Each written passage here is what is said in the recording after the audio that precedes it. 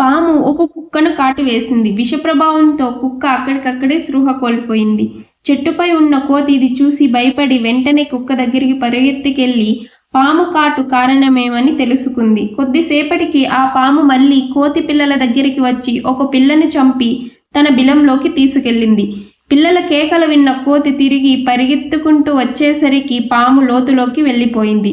దుఃఖంతో కుంగిపోయిన కోతి తన మిగిలిన పిల్లలను తీసుకుని స్నేహితురాలైన డేగ దగ్గర సురక్షితంగా వదిలి అడవిలోని బాబా దగ్గరికి వెళ్ళి జరిగిందంతా చెప్పగా బాబా ఆ కోతికి ఒక జాదు మందు ఇచ్చాడు.